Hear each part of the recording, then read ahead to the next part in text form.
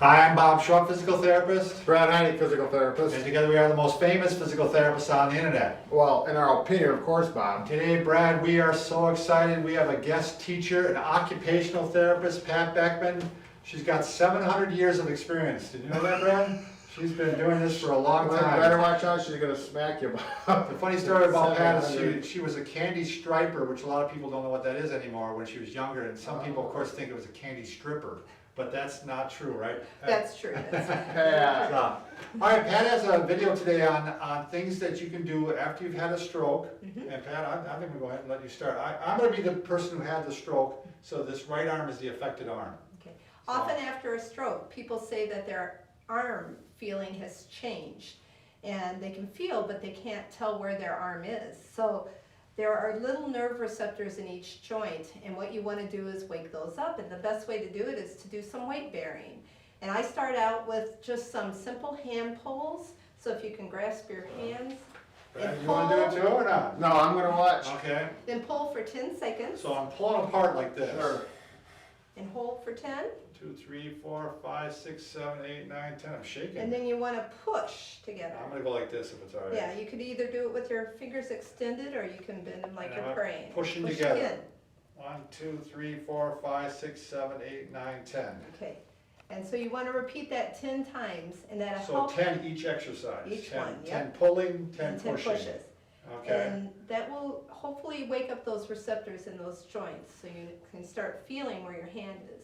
So if they're unable to grip yet because their fingers aren't moving properly yet, then you have something else? Well, you Well, can you grip. can do the pushing Sure. Yeah. if you don't have the grip. This is a little bit harder if you don't have some Okay. strength. So you, I imagine, Patty, it wouldn't even hurt to do it like this, would it? no, I just mean, don't pull too hard. Yeah. So, and you can do that with a stronger hand to pull. That's what I'm saying, a Yeah. stronger hand could pull it, because you still get some of the joints Right. here.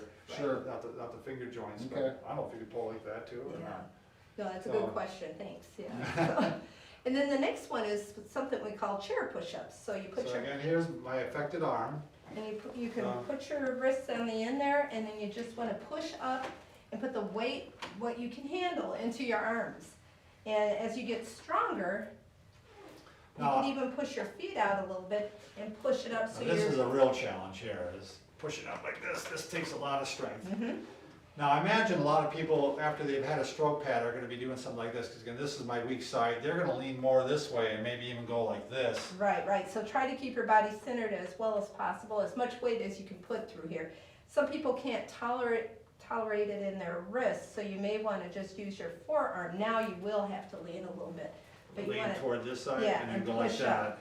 So you're still getting your shoulder and elbow. So I'm actually leaning to the weak side.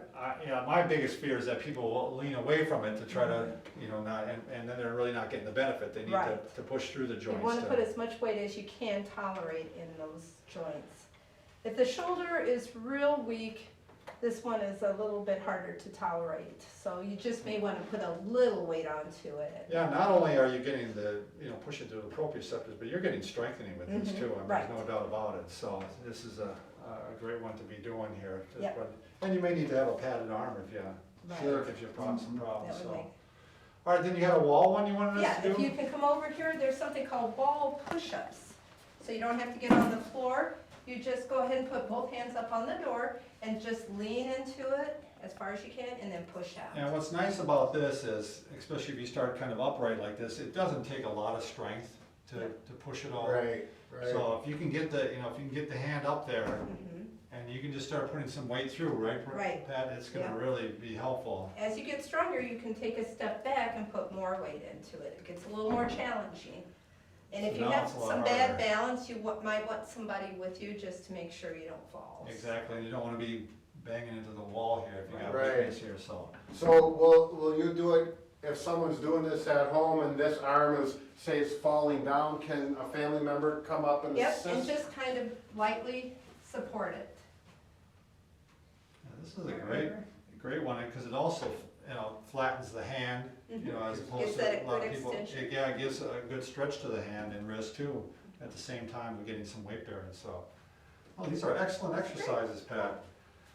fine, it's about time we get a smart occupational therapist in one of these videos.